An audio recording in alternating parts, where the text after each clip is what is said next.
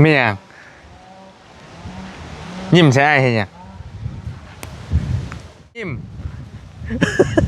ไม่ยังเลยพ่อมากินขนมพันยิ้มบัดนี่ห้องยังเฮ้ยเห็นเนี่ยดูทางไทยกับไปสนีดอกพัสดุมาส่งอย่างสินะอันนี้มันกระหิมทางพอดีได้นี่ ฮะ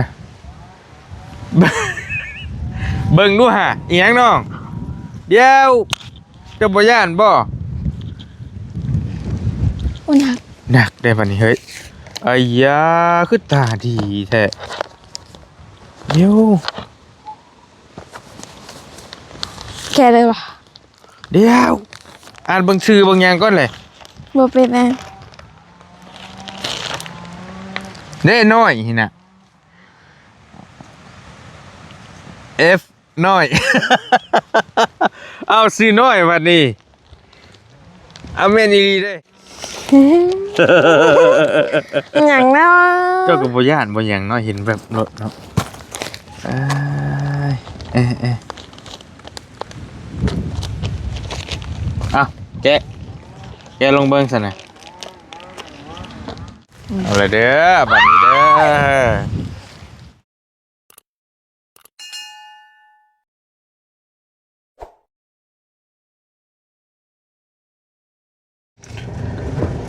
ไปพี่น้องไปกับทักทายสบายดีกันช่วงบรรยากาศร่มเย็นๆเนาะพี่น้องอากาศหนาวได้มื้อนี้ก็ได้โอ้เป็นอีกมื้อนึงที่หนาวเนาะลมพี่น้องแต่ว่าก็มีแดดปะปนกันไปบอลลี่กำลังสิเดินทางเข้ามาหาน้องน้อยพี่น้องน้องน้อยน้องซีอิ๊วเฮานี่แหละน้องน้อยขายเขียดเฮานี่แหละพี่น้องเนาะ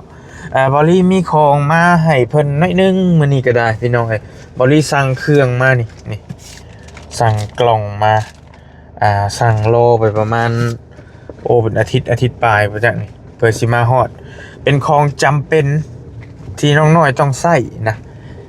มาเบิ่งน้ำกันว่าคือหยังพี่น้องเนาะเดี๋ยวให้พี่ให้น้องมารุ่นมาชมน้ำกันแล้วก็น้องน้อยเองก็ยังบ่ทันจักซ้ำนะเดี๋ยวรุ่นไปพร้อมกัน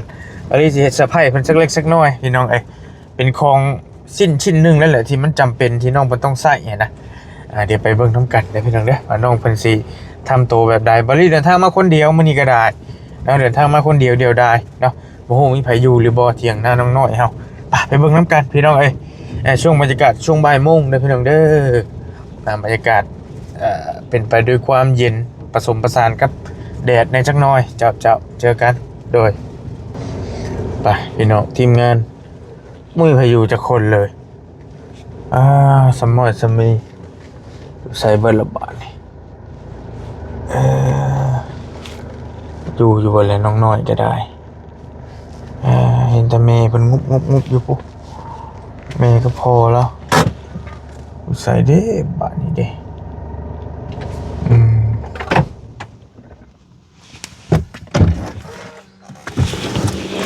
หน่อยคอยทางเขาอยู่ช่างไรโอ้ยู่ใช่ไหมจักบอกอยู่บ่โตโอเคนึกว่าโบยู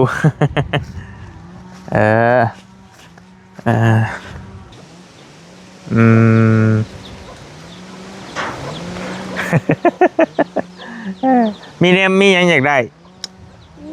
สายสากเลยแต่ขึ้นใช่อยากได้สายสากมันสากแบตบ่ได้บ่มันขาดก้นมันขาด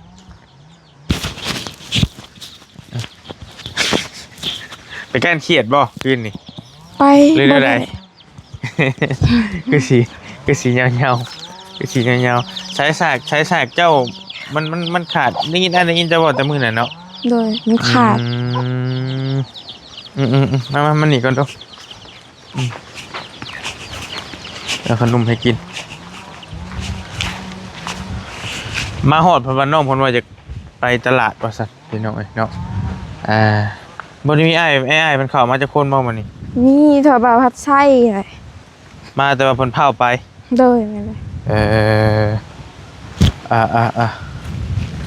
เผาโอ้ยเนาะไม่ยั้งเนี่ยมันจำเป็นอีหลีรอเจ้าจังอยากไปแกะเครื่องไส้สเตอร์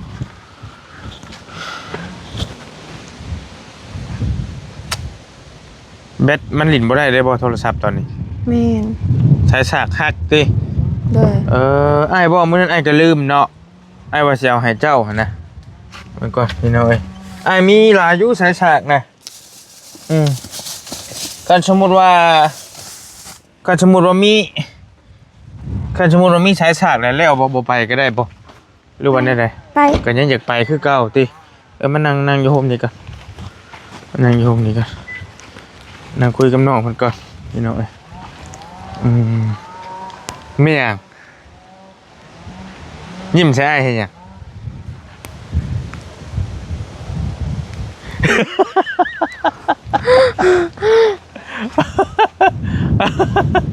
ไม่หยังเจ้าเห็นหยังคือยิ้ม ไม่หยังเลย พ่อมากินขนมพันยิ้มบัดนี้อีหยังกล้องอีหยังเจ้าเห็นกล้องยังเฮ้ยเห็นเนี่ยอยู่ทางไทยกับไปสนีย์ดอกพัสดุมาส่งอีหยังสินะอันนี้มันก็หิมทางพอดีได้นี่ ฮะ เบิ่งดูฮะอีหยังน้องเดี๋ยวเจ้าบ่ย่านบ่ อุนัก หนักได้บัดนี้เฮ้ยไอ้ยาคือตาดีแท้เดี๋ยว แกเลยวะ เดี๋ยวอ่านเบิ่งชื่อเบิ่งหยังก่อนเลย บ่เป็นแน่ เด้น้อยนี่น่ะ F น้อย เอาซื้อน้อยบัดนี้เอาแม่นอีหลีเด้มีหยังได้คือหนักแท้เนาะเบิ่งหาโอ้หนักเติบได้นี่พี่น้องเอ้ยจะมันหล่นมาแต่ถึงฟ้าพุ่นบ่จักเจ้าว่าเจ้าอยากได้มีแนวอยากได้บ่จักเพิ่นเลยหล่นมาให้ นก เป็นหยังวะ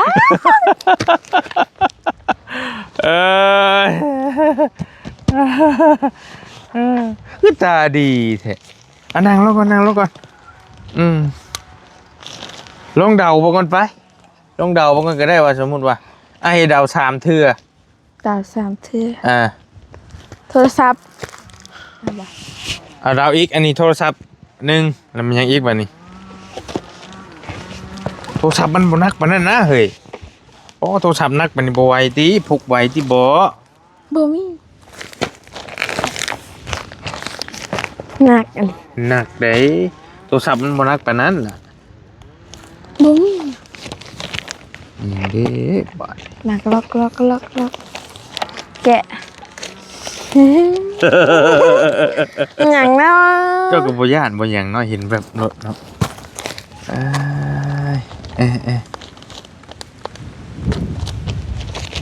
อ้าวแกลงเบิ่งซั่นน่ะคันคอได้เอาอยากให้หยังอยู่ในหั่น เนาะ สมมุติว่าคันเสกได้หั่นน่ะอยากให้หยังอยู่ในหั่นโอ้มี2สั้นอย่าพาเบิ่ง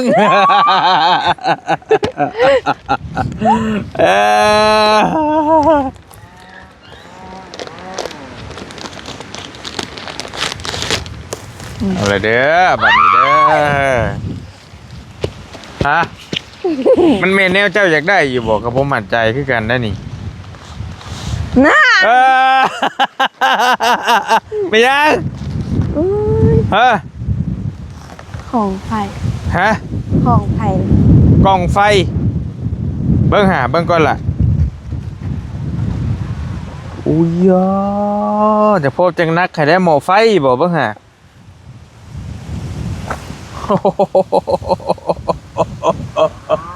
แกต่อไปอีกเอา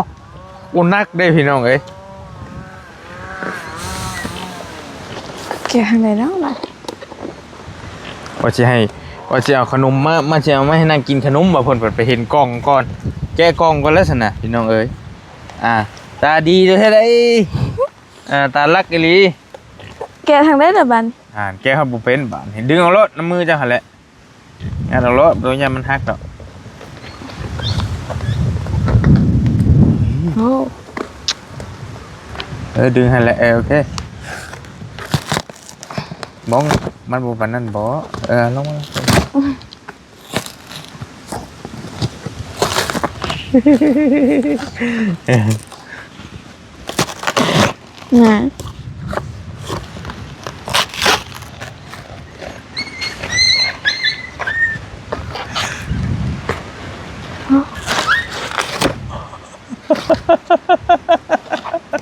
ดี๋ยว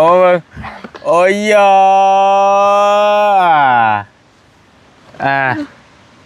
เพิ่นเอิ้นหยังอันนี้บ้านเจ้า หมอแบท หมอแบทมาเฮ็ดหยัง ฉากโทรศัพท์ มาแสกโทรศัพท์มาดิเอาเจ้าว่าเจ้าอยากได้อยู่พอดีบ่แม่นบ่ โดย ถูกต้องแล้วพี่น้องเอ๋ยโอ้ใหญ่อีหลีโล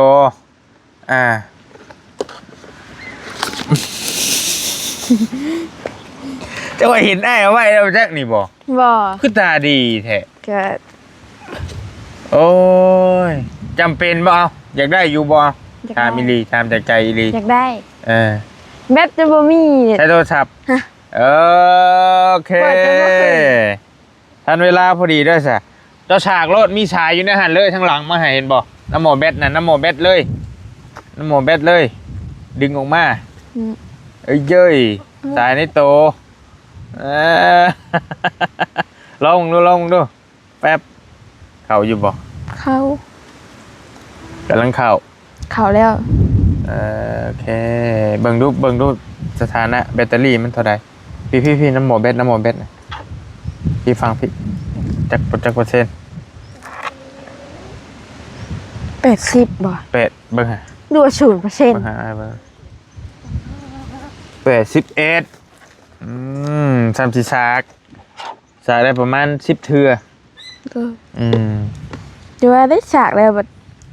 โทรศัพท์ไปก่อนอันนี้ แต่ว่าสายมันอยากสั่นนิดนึงตัวนี้นะมันเป็นแถมมาสายสากเข่าตี้ตัวนี้ดึงเยอะ เขา กระสั่นคือกันเนาะเสียบตัวนั้นตัวคนใหญ่มันฮะโอ้โจล้มพี่น้องเลย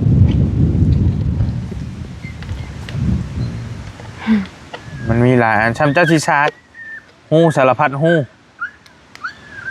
แบบนั้นก็ได้คือกัน มันจะเข้า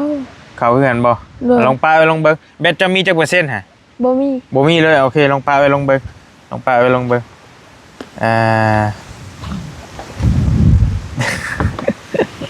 ตาลักอีหลีนังหน่อยพี่น้องเอากินขนมก่อน ไปเด้อ กินขนมก่อนเดี๋ยวนั่งคุยกันจังหน่อยพี่น้องเอ้ยบรรยากาศหนาวมานี่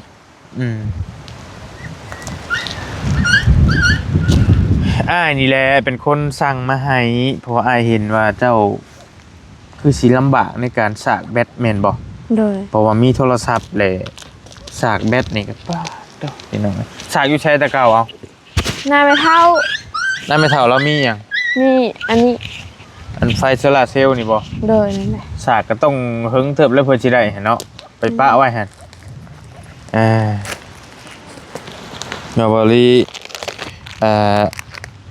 บริสั่งมาใส่ก่อนแล้วเห็นมันดีนะเห็นมันดีก็เลยว่าจะสั่งมาให้น้องเพิ่นพี่น้องเอ้ย600,000ปลายพุ่นได้นี่ 100,000มิลลิแอมพี่น้องเอ้ยแบตเตอรี่รอประมาณ 7-8 มื้อเพื่อสิมาสั่งแต่โดนๆแล้วแหละแต่ว่ามันฉากของเจ้ามีเครื่องเดียวนี่แต่ว่าของพ่อแม่บ่ได้มีเนาะโอ้ซ้ำที่ฉากคันเครื่องเดียวนะแต่ว่าเฮามื้อฉากแบตอยู่บ้านน่ะคืนนึงน่ะฉากเบิดคืนพุ่นแหละตื่นมาก็หิวมากเลยก็ จะเอาโทรศัพท์50ไปก่อนกับวันยักษ์บาท มันสิตายแล้วบ่ แม่น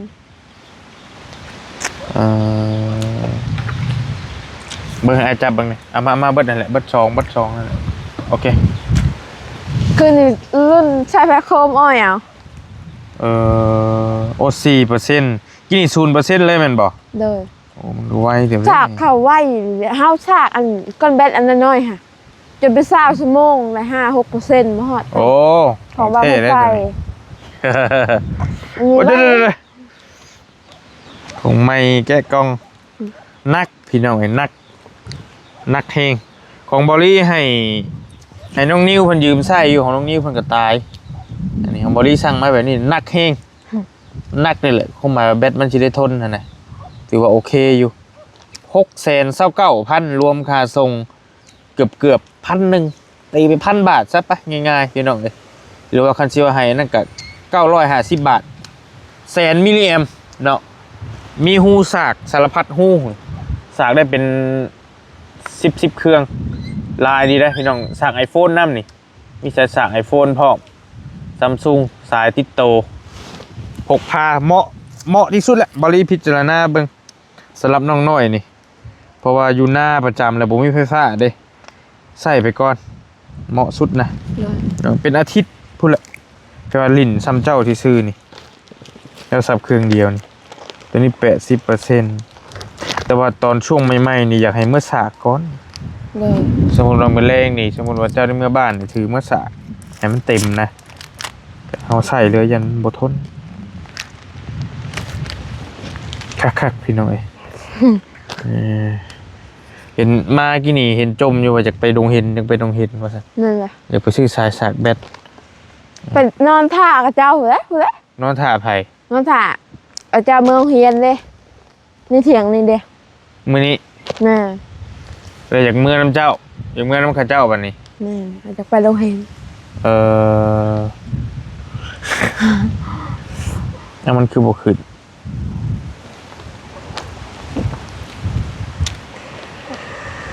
คันว่าเจ้าไปแล้วเจ้าย่างไปติ โดย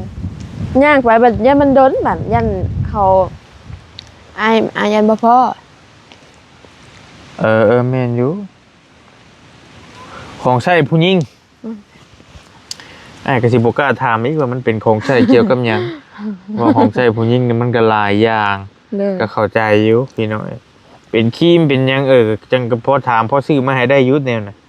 ก็เนี่ยมันนอกไปกว่าหันน่ะติเบิ่งทรงนี่ แม่นแล้วอ่ะ เอามันคือเปิดบ่ขึ้น โทรศัพท์ไอบีบมาเพิ่ง อยากตายแล้วบ่เบิ่งทรงก็ยังใหม่อยู่ ไอไม่บอก หน้าจอมันแตกแล้วบ่ เสื่อมสองเทื่อแหละ โอ้หน้าจอมันร้าวแล้วอันนี้หน้าจอมันแตกแล้วของนางน้อยเพิ่นนี่เห็นบ่หน้าจอมันไปแล้ว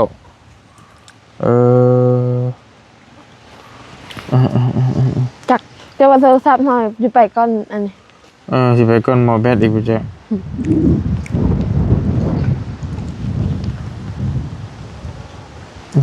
มันคือบ่ขึ้นเลยบัดนี้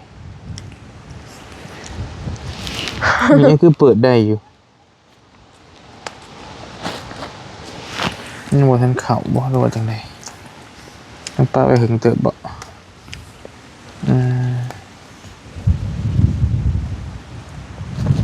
อ๋อมันเข้าแล้วแต่ว่าหน้าจอเจ้าเบาโอ้ยแม่นบ่ เลย อันเดียวจนบ่เห็นอยู่มองได้แล้วบัดนี้จะเบาเซงมันอันนี้ความหมายว่า เลย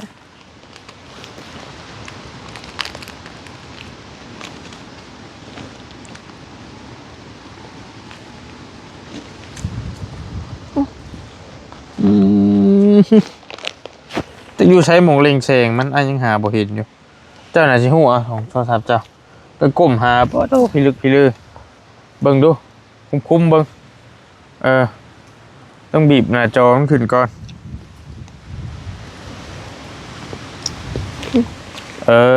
โอเคได้จักเปอร์เซ็นต์แล้วฮะกินนี่ ได้ซิปแหละ ฮะ ว่าคือไหว ไวบ่โอ้ของแท้ได้แล้วมันเนี่ยลงแล้วบ่ฮะสถานะแบตเตอรี่มันตัวไหน ดูเลย น้ำหน้าจอมันน่ะบ่น้ำหน้าจอมันน่ะพี่แสดงผลเด้ ยังคือเก่า จำเจ้าสิช้า ว้าไหวดิเขาจากอันนั้นจน เดี๋ยวมันบ่แห้งดอกอันนั้นน่ะ เขาจากมือกับจนบ่เข้า ในอันเจ้าว่านะอันเอียวะไอ้ไฟโซลาร์เซลล์นะบ่แห้งตัวนั้นน่ะแต่ว่าความทนมันอันนี้ก็อ้ายก็ยังบ่ฮู้คือกันอ้ายก็หากระใส่แต่คิดว่าน่าสิทนอยู่ดอกรักษาอย่าให้มันตกแตกตกหยังหั่นแหละ เลย พกพาสะดวกสบายย่างไปชวนไปยังก็ถือไปน้ำได้เลยพี่นะเก่าเลยเด้ อาจารย์สิบอกว่ากระเป๋าเงินบ่ ใหญ่ดีได้พี่น้องแสนมิลลิแอมเฮ้ยโอ้แบ่งแบบว่าใหญ่แบบ อ้อความจุเยอะแฮงคิดชวดอยู่บ่ตอนอ้ายเอามาไว้คิดว่าเป็นหยังหนัก ว่าโทรศัพท์แล้วมัน ๆว่าโทรศัพท์แสดงว่าอยากได้โทรศัพท์บ่ ใช่เยอะ โทรศัพท์สิตายเลยติ แม่ ก็หมายว่า เลย โอ้ยเนาะอยากได้รุ่นใดคันอยากได้ในใจ Android Android ก็ Samsung นี่แหละ เลย Android ยี่ห้อมันอันนั้นยังรุ่นยังแหละ Samsung แบบใดก็มีลายขนาดลาย แบบได้ก็ได้เฮาบ่จักอันนี้ก็โดนเติบแหละนี่ ไผซื้อให้ก็ให้เจ้าก่อนตัวนี้ให้เจ้าว่านะ แม่แต่ราคาครึ่งละล้าน แต่โดน ครึ่งละล้านกับ1,500เดี๋ยวนี้1,500 บาทล้านหนึง โดย แต่ว่าเฮิงแล้วเจ้าใช้นี่เนาะ 2 ปีกว่าแหละ โอ้แบบใดก็ได้ขอให้มันลินพอลินเฟซลินไลน์ได้ก็โอเคแล้วเนาะ โดย โอเคไอ้ซื้อให้เท่าบุญทวี2 ล้านนึงSamsung มือหนึ่งเลยได้ A07 2 ล้านกี่ตีง่ายๆ 3,000 บาทนี่แหละใหม่ๆแล้วแหละ ก็จะสิว่ากระเป๋าเงินบ่ จักแลแต่พกพากันยากในจังน้อยแหละแต่ว่ามันสะดวกในบัดเจ้าใช้นี่แหละมันจำเป็นน่ะ เลย จำเป็นดีรอนะพี่น้องขนาดอ้ายไปน้ำรถมีมงสากกันยังว่าต้องใส่มันสากบ่ทันประมาณว่าจะต้องปาเบิ่งจังน้อยบ่พอชั่วโมงเต็มของเจ้านะ ไว้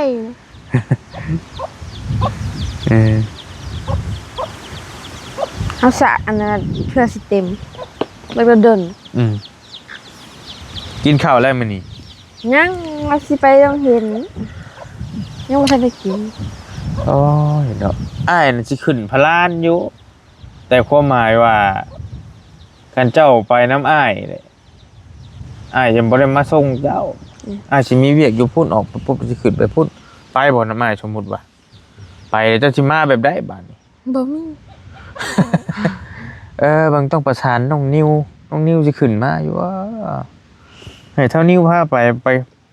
กล้าไปที่แบบลาวอ่ะ ไปต้องเห็น เมย์จะต้องไปน้ำหรือจะไปผู้เดียว ยังบ่ฮู้นำล่ะ คันไปผู้เดียวก็กล้าไปอยู่ติ กล้าไป เพิ่นบ่เฮ็ดหยังดอก เลย ย่านแต่บ่เฮ็ดบ่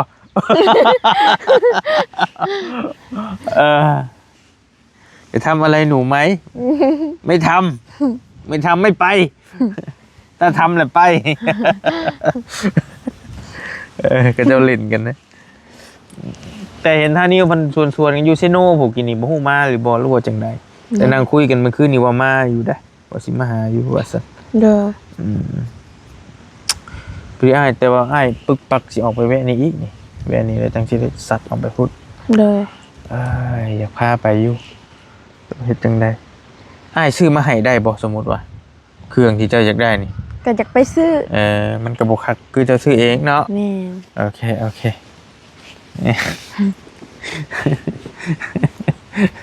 หูแล้วประมาณนี้แหละหูแล้วโอเค เด้อ ของใช้ผู้หญิงเด้ เด้อ แต่ว่าอ้ายก็ซื้อมาเบิดแล้วแหละมีหยังก็ได้ซื้อให้เมียแม่นหยังดอกใช้ก็ซื้อได้เบิดทุกอย่างนับตั้งแต่ผ้าอนามัยพี่น้องซื้อเบิด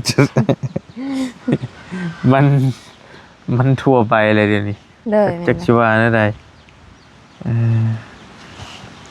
1 2 3บุญธาตุโพนได้มื้อนี้ล่ะเอ้ยจักจุดแล้ววะ จัก มือสุดท้าย เคยไปอยู่บ่ บ่ อยากไปอยู่บ่ อยากไปแต่บ่มีรถ การเท่านี้พาไปบ่ ไป การไปสิไปกับไผ อันไปกับแม่ ไปกับแม่ เด้อ การไปผู้เดียวก็ไปบ่ กล้าไป ไปเพิ่นให้ไปบ่สมมุติว่า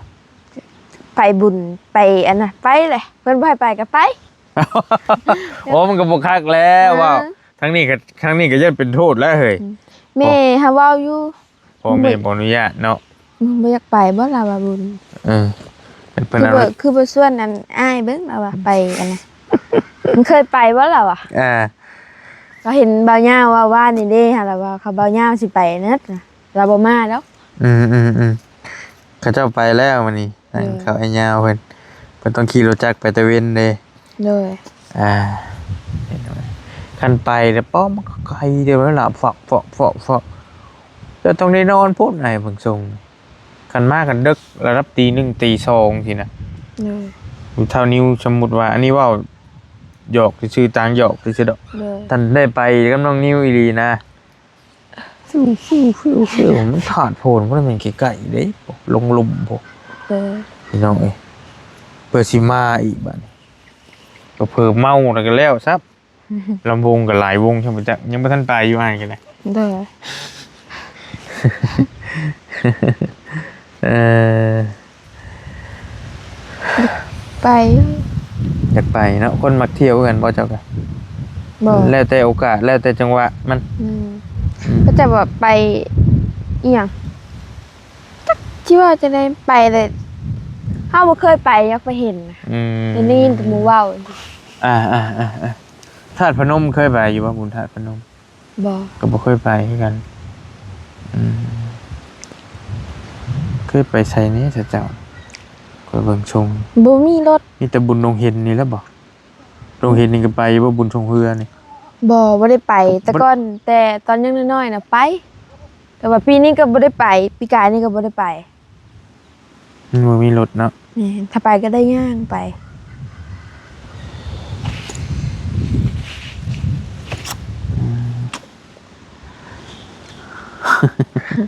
ว่าเนี่ยมันมีรถมีรางไปตลาดตะลีกันเนี่ยอีกบ้าน เลย กันไปก็ต้องย่างลัดไปทางหลังกินนะพี่น้องๆไปย่างลัดไปแต่ว่าไปผู้เดียวเจ้าก็สิบ่กล้าไปอีกนี่ต้องไปกับเมย์ เลย พอสิให้เมย์ย่างไปน้ำอีกเพราะว่ากระบะเพิ่นก็ได้ ไกล สิบ่ได้เป็นง่ายจะได้ดอกจะคนเข้ามามื้อนี่ซองแล้วบ่หรือ คือ 3 เดียว มีแต่บ่าวพัดชัยบ่ เลย เอามาหน่อยดิฉันเนาะกันไปเจ้ารักไปก็พอแห้งนะเขาจีหาเขาเจ้า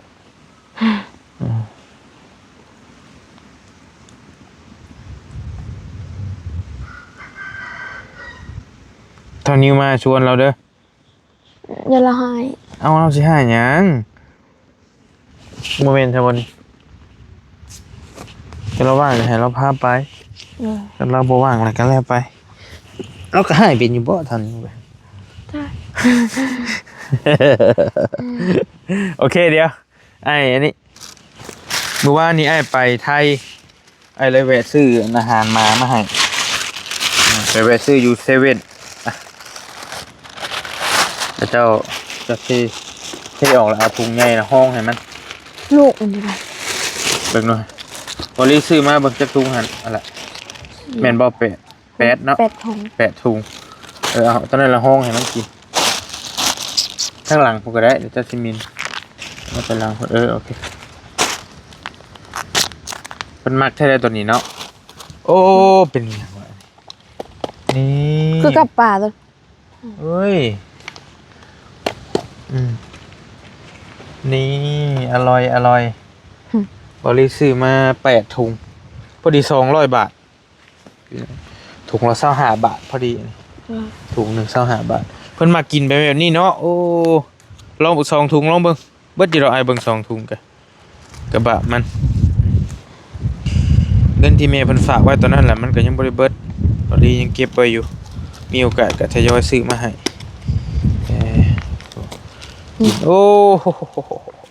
ลูกมันอยู่ไสเฮ้ย ไว้ให้ในลูกมัน จะยังจะโตกับลูกเพิ่นฮะ 2 เดี๋ยว2 โตเขาหลอก เลย แซ่บ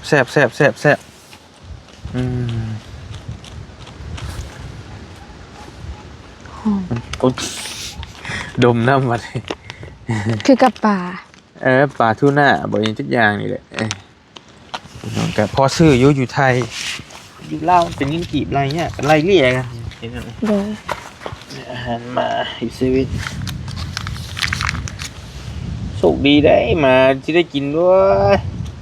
มาเลี้ยงตะกี้อยู่หน้าตะกี้ได้กินข้าวซื่อๆนี่ก็ดีแล้วพี่น้องนี่โอ้ แต่ก่อนฮะโยนให้มันข้าวปั้น แม่ได้กินข้าวแล้วล่ะนี่ก็พอแห้งแล้วนะ เลย ได้กิน เบิด ข คันอีกถุงหนึงสิไหวบ่ ไว้ สิคาคอแล้วเด้อ เบิดแซ่บ แซ่บไปเลยเอาลองให้มันอีกถุงหนึงไปลองสิรถตัวใดวะ ๆสี รถมันคล้ายๆกันนะเพราะว่ามันเลี้ยงลูกกระบะมันจอยเฮงพี่น้องมันต้องใช้พลังงานหลาย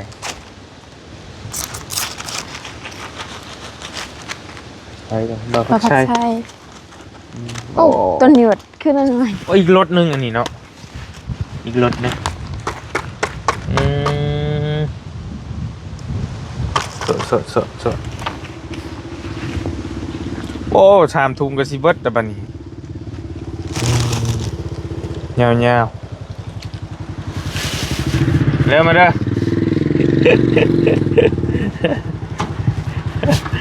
น่า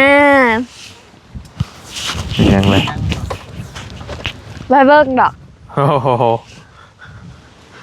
ติ้งต้องเลยเด้อสบายดี กล้องไหม มากับไผ ไว้เบิกดอก มากับไผเนาะ ผู้เดียว มาผู้เดียวบ่ โดย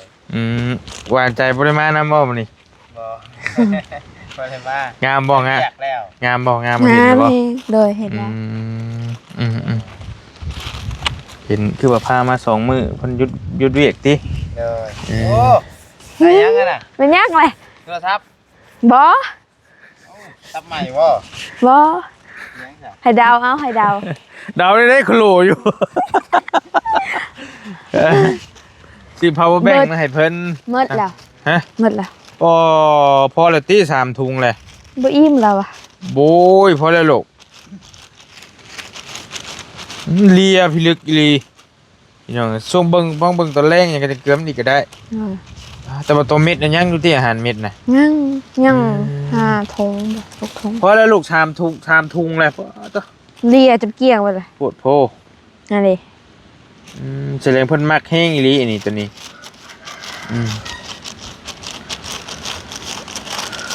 โอเคอ้ายสิไปป้าแล้วเด้อบัดนี้เด้อสิออกไปข้างนอก